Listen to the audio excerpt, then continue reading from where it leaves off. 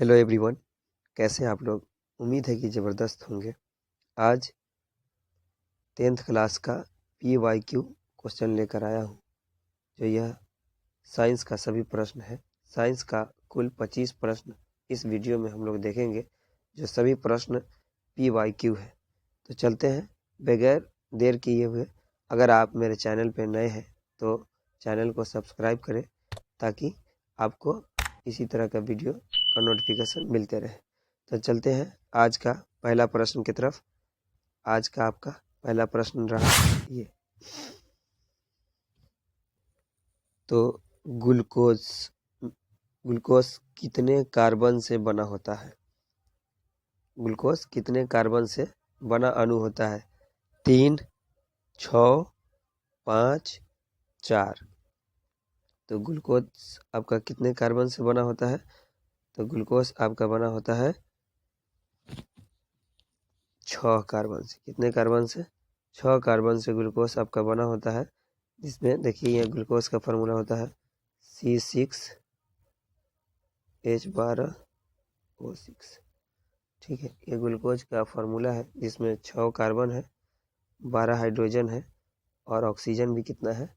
6 है। तो C6H12O6, C6H12O6, इसमें कितने कार्बन है? 6 कार्बन है। चलते हैं अगला प्रश्न की तरफ। पोटेशियम का संकेत क्या होता है?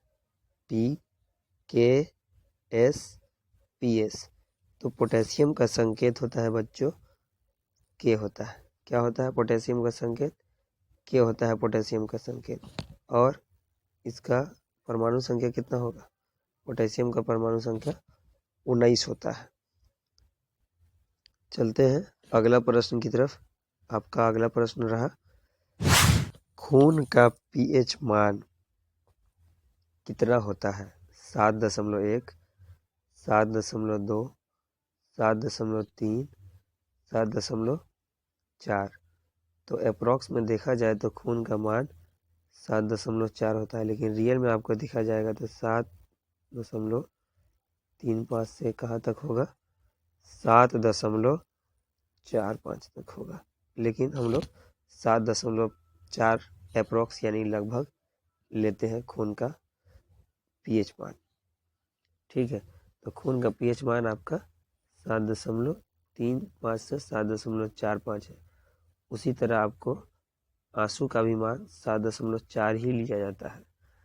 ठीक है, आगे बढ़ते हैं अगला प्रश्न की तरफ। और नींबू का pH मान कितना होगा? नींबू का आपका pH मान होगा 2.4। कितना होगा? नींबू का 2.4, नींबू का 2.4 होता है। आगे बढ़ते हैं अगला प्रश्न की तरफ। मनुष्य में सांस लेने और छोड़ने की क्रिया को क्या कहा जाता है? श्वसन, श्वासोच्छ्वास, निश्वसन, निःश्वसन। तो मनुष्य में सांस लेने और छोड़ने की प्रक्रिया को श्वासोच्छ्वास कहते हैं। क्या कहते हैं? श्वासोच्छ्वास कहते हैं। आगे बढ़ते हैं, या इसको हम लोग श्वास नहीं कहेंगे तो एक और आता है इंग्लिश में, इसको हम लोग ब्रीदिंग कहते हैं। क्या कहेंगे? ब्रीदिंग कहेंगे। क्या कहेंगे? ब्रीदिंग। इसको क्या कहेंगे? ब्रीदिंग कहेंगे। आगे बढ़ते हैं अगला प्रश्न की तरफ। मानव शरीर का सबसे बड़ी ग्रंथि क्या है? अग्नाशय, यकृत, जठर ग्रंथि, पैरोटिड ग्रंथि। तो मानव शरीर की सबसे बड़ी ग्रंथि आपका क्या होगा? यकृत, यानी कि लीवर। आगे बढ़ते हैं अगला प्रश्न की तरफ। दाढ़ी बनाने के लिए किस दर्पण का उपयोग किया जाता है? सभी प्रश्न पूछे हुए प्रश्न है। प्रश्न आपको अच्छा लगता हो तो चैनल को लाइक करें, सब्सक्राइब करें और बेल आइकन को दबाना ना भूलें। तो दाढ़ी बनाने के लिए किस दर्पण का उपयोग किया जाता है? उत्तल दर्पण, अवतल दर्पण, समतल दर्पण, गोलीय दर्पण। तो दाढ़ी बनाने के लिए हमेशा अवतल दर्पण का उपयोग किया जाता है। क्यों? अवतल दर्पण में वस्तु का प्रतिबिंब कैसा बनेगा? सीधा बनेगा और बड़ा बनेगा। सीधा और बड़ा बनेगा। चलते हैं अगला प्रश्न की तरफ। रक्त इनमें किसकी उपस्थिति के कारण लाल दिखता है? Thrombin, haemoglobin, chlorophyll, fibrin. रक्त लाल दिखने का रीजन है हीमोग्लोबिन। क्या है? हीमोग्लोबिन के कारण खून का रंग, रक्त का रंग लाल दिखता है। क्लोरोफिल जो है ये पत्ते के कारण, पत्ता हरा क्यों दिखता है? क्लोरोफिल के कारण पत्ते का रंग हरा दिखता है, पत्ते का रंग हरा दिखता है क्लोरोफिल के कारण। आगे बढ़ते हैं अगला प्रश्न की तरफ। किस दर्पण से वस्तु से बड़ा आभासी प्रतिबिंब बनता है? यानी कौन सा ऐसा मिरर होगा जिसमें वस्तु से बड़ा बनेगा और आभासी प्रतिबिंब बनेगा? अवतल दर्पण, उत्तल दर्पण, समतल दर्पण एंड गोलीय दर्पण। तो वस्तु से बड़ा और आभासी प्रतिबिंब जस्ट अभी इससे पहले बताए हैं दाढ़ी वाले में। तो बड़ा प्रतिबिंब किस में बनेगा? अवतल दर्पण ही बड़ा बनता है और क्या बनता है? बड़ा और सीधा बनता है। आगे बढ़ते हैं अगला प्रश्न की तरफ। निम्नलिखित में कौन सा पदार्थ बिना ज्वाला के जलता है? मोमबत्ती, केरोसिन, कोयला, मीथेन। तो बिना ज्वाला का जलने वाला पदार्थ कौन सा है? कोयला या चारकोल। कोयला नहीं बोलेंगे तो क्या बोलेंगे? चारकोल। क्या बोलेंगे? चारकोल। आगे बढ़ते हैं अगला प्रश्न की तरफ। किसी विलयन का पीएच मान 4 है तो विलयन क्या कहलाएगा? अम्लीय होगा, क्षारीय होगा, उदासीन होगा या इनमें से कोई नहीं? तो जिसका पीएच मान 4 है तो उसको हम लोग क्या कहते हैं? तो याद रखिएगा, सबसे आसान तरीका हम आपको बता देते हैं कैसे याद रखना है। अगर 7 से कम हो, 7 से कम हो, 7 से कम हो तो उसे हम लोग क्या कहेंगे? अम्लीय। उसे क्या कहेंगे? अम्लीय कहेंगे। उसे अम्लीय कहेंगे। 7 से कम होगा तो अम्लीय कहेंगे। ठीक है, 7 से कम रहने पर अम्लीय कहा जाता है। ठीक है, आगे बढ़ते हैं। अगर 7 से अधिक हो, ठीक, अगर 7 से अधिक हो, 7 से अधिक हो, अगर 7 से अधिक होगा तो उसे क्या कहेंगे? 7 से अधिक होगा तो उसे क्षारीय कहेंगे। उसे क्या कहेंगे? 7 से अधिक होने पर उसे हम लोग क्षारीय कहेंगे। क्या कहेंगे? क्षारीय कहेंगे। 7 से अधिक रहने पर उसे हम लोग क्षारीय कहेंगे। ठीक है, और डायरेक्ट 7 रह जाएगा तो उसे हम लोग उदासीन कहेंगे। 7 पे रुक जाएगा तो हम लोग क्या कहेंगे? 7 पे रुक जाने पर उदासीन कहेंगे। क्या कहेंगे? उदासीन। 7 पे रुक जाएगा तो क्या कहेंगे? उदासीन कहेंगे। तो बताइए, पीएच का मान 7 है यानी 7 से कम है तो आंसर क्या होगा? अम्लीय होगा। 7 से कम होगा तो आंसर अम्लीय होगा। आगे बढ़ते हैं अगला प्रश्न की तरफ। उदासीन विलयन का पीएच मान होता है, जस्ट अभी आपको बताए हैं कि अगर 7 पे रुक जाता है तो आंसर आपका कितना होगा? उदासीन होगा। अगर 7 से कम होगा, 7 से कम होगा तो अम्लीय होगा। 7 से कम होगा तो अम्लीय होगा। 7 से अधिक होगा तो क्षारीय। 7 से अधिक होगा तो क्षारीय कहलाएगा। कितना? More than 7। 7 से अधिक के लिए क्षारीय, 7 से अधिक के लिए क्षारीय और 7 से कम के लिए, 7 से कम के लिए अम्लीय। चलिए, 7 से कम के लिए अम्लीय है, यहाँ 7 से कम है, आप अम्लीय लिख लीजिए अपना।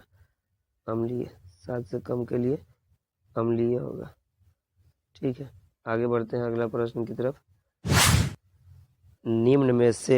निम्न में सबसे अधिक सक्रिय धातु कौन सा है? सबसे अधिक सक्रिय धातु कौन सा है? पारा, सोडियम, पोटेशियम, लोहा। सबसे सक्रिय धातु पोटेशियम है। क्या है? पोटेशियम है। 1 नंबर में पोटेशियम होगा और इससे थोड़ा सा कम जो होगा वो सोडियम होगा। सोडियम को Na कहते हैं, मिस्टेक हो गया। सोडियम को क्या कहेंगे? Na कहेंगे। इसका परमाणु संख्या 19, इसका परमाणु संख्या 11 होगा। ठीक है, सोडियम को केरोसिन में भी डुबा कर रखा जाता है, सबसे हल्की धातु है। सोडियम क्या है? हल्की धातु है। सोडियम हल्की धातु है। इसे चाकू से भी हम लोग काट सकते हैं। क्या कर सकते हैं? चाकू से भी काट सकते हैं। किसको? सोडियम को। चाकू से भी आसानी से काट सकते हैं सोडियम को। आगे बढ़ते हैं अगला प्रश्न की तरफ। लेंस में कितने मुख्य फोकस होता है? तो लेंस में कितना मुख्य फोकस होगा? 1, 2, 4, 8। तो लेंस में कितना मुख्य फोकस आपका कितना होगा? 2 होगा। कौन कौन सा 2 होगा? चलिए देखते हैं 2 कौन कौन सा होगा लेंस में मुख्य फोकस। तो एक आपका कहलाएगा लेंस का जो मुख्य फोकस आपका जो होता है वो 2 होता है, उत्तल लेंस और अवतल लेंस। क्या होगा? उत्तल लेंस और अवतल लेंस। उत्तल लेंस और अवतल लेंस। अवतल लेंस, उत्तल लेंस और अवतल लेंस। आगे बढ़ते हैं अगला प्रश्न की तरफ। एक स्वस्थ व्यक्ति का समान स्थिति में रक्तचाप कितना होना चाहिए? बिल्कुल फिट आदमी है तो उसके बॉडी में रक्तचाप कितना होगा? 80/120, 120/80, 160/100, 100/160। तो ब्लड प्रेशर कितना होगा? 80/120। आगे बढ़ते हैं अगला प्रश्न की तरफ। प्रकाश के परावर्तन के कितने नियम हैं? 1, 2, 3, 4। तो प्रकाश के परावर्तन के कितने नियम हैं? 2 नियम है। कौन कौन है? आप पढ़िएगा। प्रकाश के परावर्तन के 2 नियम। आपतित किरण, परावर्तित किरण तथा आपतन बिंदु पर खींचा गया अभिलंब बराबर होता है। आपतन कोण परावर्तन कोण के बराबर होता है। ठीक है, ये आप पढ़िएगा जब पहला चैप्टर है 10th क्लास का, रिफ्लेक्शन ऑफ लाइट, प्रकाश का परावर्तन, उसमें है आपतित किरण, परावर्तित किरण तथा आपतन बिंदु पर खींचा गया अभिलंब। दूसरा है आपतन कोण परावर्तन कोण के बराबर होता है, यानी कि साइन आई बराबर, दूसरा वाला है साइन आई बराबर साइन आर। आगे बढ़ते हैं। लाल चींटी में कौन सा अम्ल पाया जाता है? फॉर्मिक अम्ल, सिट्रिक अम्ल, मौलिक अम्ल, टैनिक अम्ल। तो लाल चींटी में पाया जाएगा फॉर्मिक अम्ल। सिट्रिक अम्ल खट्टा चीज में पाया जाता है, जैसे नींबू हो गया, ठीक है ना, नींबू हो गया, उसमें सिट्रिक अम्ल पाया जाएगा, ठीक है। और मौलिक अम्ल किस में पाया जाता है? मौलिक अम्ल सेब में पाया जाता है, ठीक है ना, सेब में पाया जाता है। आगे बढ़ते हैं हम लोग। किसी समतल दर्पण द्वारा आवर्धन होता है -1, +2, 0, -1। यहाँ पर क्वेश्चन मिस्टेक है, यहाँ पर +2 नहीं होगा, यहाँ पर ये +2 नहीं होगा, ये +1 होना चाहिए था, लेकिन मिस्टेक से 2 लिखा गया है। आप लोग इसको सही कर लीजिएगा। अगर आप लिखते होइएगा तो इसका +1 होगा, 2 नहीं होगा। कितना होगा? 1 होगा इसका। चलते हैं तो इसको समझते हैं। आवर्धन, आवर्धन क्या होता है? आवर्धन का फार्मूला होता है, आवर्धन को हम लोग स्मॉल m से डिनोट करते हैं। इसका फार्मूला होता है प्रतिबिंब का आधार, तो प्रतिबिंब को हम लोग I से डिनोट करते हैं, और वस्तु का आकार, वस्तु को हम लोग O से डिनोट करते हैं। अगर मान लीजिए कि यहाँ पर हम प्रतिबिंब डाल देते तो इधर प्रतिबिंब की इधर दोनों साइड का क्या होगा? दृश्य बिल्कुल सेम बनेगा, यानी एक दूसरे के बिल्कुल सेम बनेगा। इधर जितना बनेगा इधर उतना ही बनेगा, तो ये दोनों आपस में क्या होगा? बराबर होगा। इधर वाला जितना बड़ा होगा इधर वाला भी उतना ही बड़ा होगा। तो ये अगर 5 होगा तो ये 5 होगा, ये 2 होगा तो 2, दोनों बराबर होगा। तो इसका आंसर होता है 1+। आगे बढ़ते हैं। शरीर में भोजन का पाचन किस प्रकार की अभिक्रिया है? अवकरण, ऑक्सीकरण, उदासीनीकरण, वैद्युत अपघटन। तो शरीर में भोजन का पचना क्या होता है? ऑक्सीकरण अभिक्रिया। अगर ऑप्शन में आपका ऑक्सीकरण नहीं रहे तो अपघटन भी हो सकता है। क्या होगा? अपघटन। क्या होगा? अपघटन भी हो सकता है। ठीक है, अपघटन, या अपघटन भी नहीं रहे तो अपघटन नहीं रहे तो वियोजन। क्या होगा? वियोजन होगा। अपघटन नहीं रहे तो वियोजन। अपघटन नहीं रहने पर वियोजन। याद रखिएगा, शरीर में भोजन का पचना, ऑक्सीकरण, अपघटन, वियोजन। ठीक है, आगे बढ़ते अगला प्रश्न की तरफ। अगर प्रश्न अच्छा लगता हो तो लाइक करें, और चैनल पर नए हैं तो चैनल को सब्सक्राइब करें और बेल आइकन को दबाना बिल्कुल ना भूलें, ताकि आपको इस तरह का वीडियो हमेशा मिलता रहे और आपकी तैयारी जानदार, ज़बरदस्त, शानदार हो। निम्नलिखित में किसका उपयोग लेंस बनाने के लिए नहीं किया जाता है? प्लास्टिक, लकड़ी, मिट्टी, कांच। तो लेंस बनाने के लिए उपयोग जिसका नहीं होगा उसे क्या कहते हैं? मिट्टी कहते हैं। उसे क्या कहते हैं? मिट्टी कहते हैं। आगे बढ़ते हैं अगला प्रश्न की तरफ। मनुष्य के आहार नाल की लंबाई कितनी होती है? 8 से 10 सेंटीमीटर, 8 से 10 मिलीमीटर, 8 से 10 मीटर, 8 से 10 किलोमीटर। तो आहार नाल की लंबाई कितना होगा? 8 से 10 मीटर। किसी किसी किताब में 9 से 10 मीटर भी दिया है। ठीक है, उसका ध्यान रखिएगा। आगे बढ़ते हैं अगला प्रश्न की तरफ। अगला प्रश्न कितना है? कौन सा है? गोलीय दर्पण में फोकसांतर एवं वक्रता त्रिज्या के बीच संबंध क्या है?